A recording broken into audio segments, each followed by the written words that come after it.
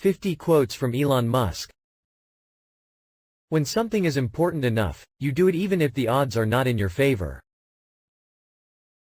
People should pursue what they're passionate about. That will make them happier than pretty much anything else. Being an entrepreneur is like eating glass and staring into the abyss of death. Persistence is very important. You should not give up unless you are forced to give up.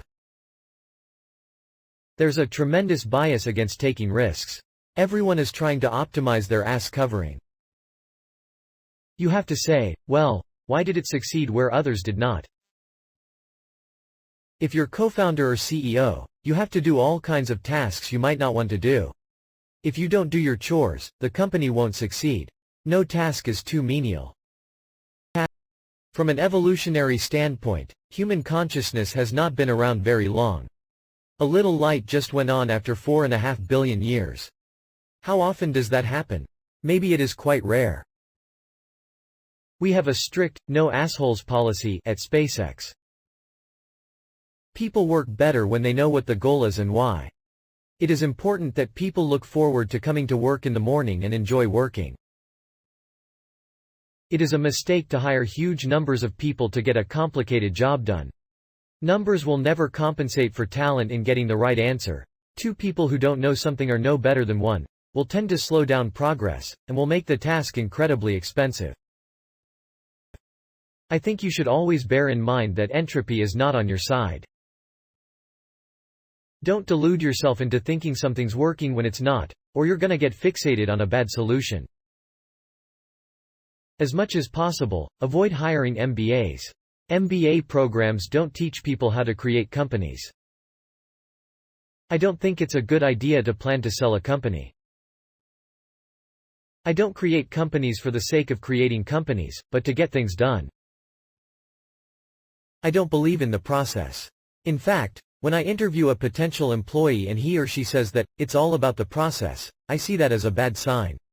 The problem is that at a lot of big companies, the process becomes a substitute for thinking. You're encouraged to behave like a little gear in a complex machine. Frankly, it allows you to keep people who aren't that smart, who aren't that creative. If you get up in the morning and think the future is going to be better, it is a bright day.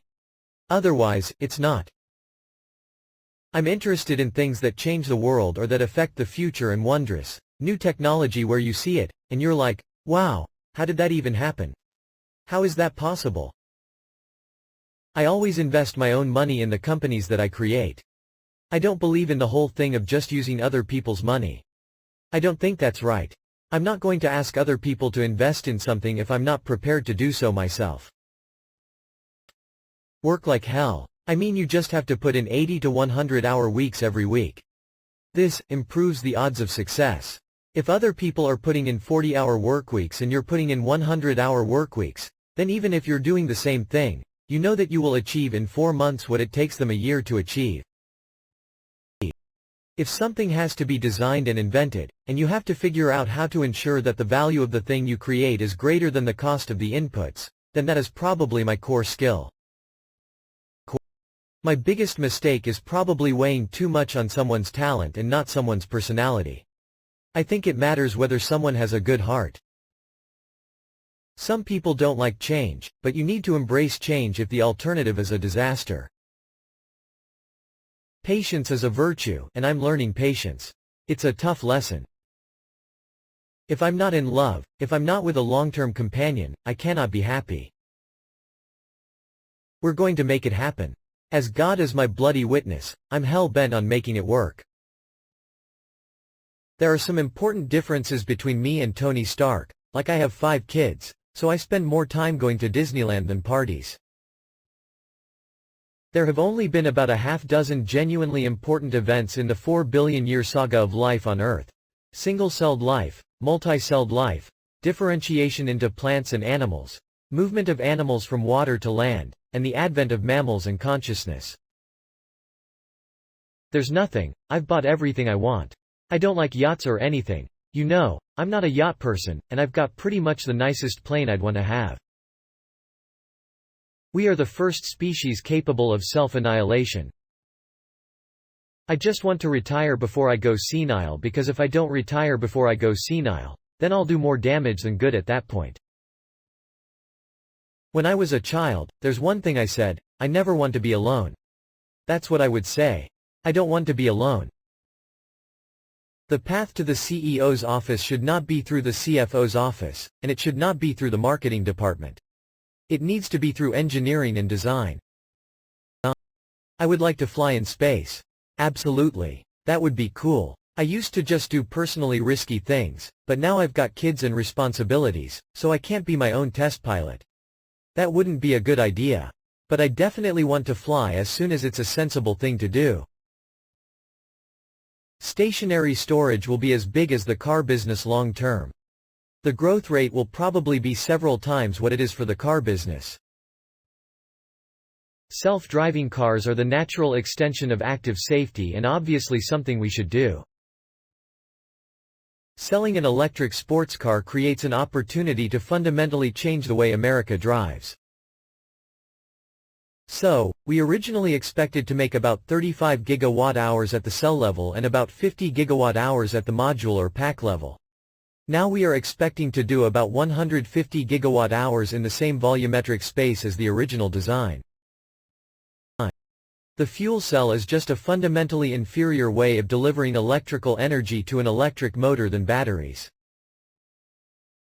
Mars is the only place in the solar system where it's possible for life to become multiplanetarian. I don't believe in process. In fact, when I interview a potential employee and he or she says that it's all about the process, I see that as a bad sign. The problem is that at a lot of big companies, process becomes a substitute for thinking. You're encouraged to behave like a little gear in a complex machine. Frankly, it allows you to keep people who aren't that smart, who aren't that creative. There's a silly notion that failure's not an option at NASA. Failure is an option here. If things are not failing, you are not innovating enough. I tend to approach things from a physics framework. And physics teaches you to reason from first principles rather than by analogy. If you look at our current technology level, something strange has to happen to civilizations, and I mean strange in a bad way. And it could be that there are a whole lot of dead, one-planet civilizations. I do think there should be some regulations on AI. My background educationally is physics and economics, and I grew up in sort of an engineering environment. My father is an electromechanical engineer. And so, there were lots of engineered things around me. I like the word autopilot more than I like the word self-driving. Self-driving sounds like it's going to do something you don't want it to do.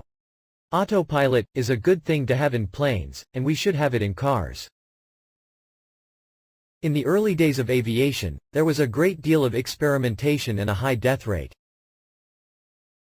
If you think back to the beginning of cell phones, laptops or really any new technology, it's always expensive.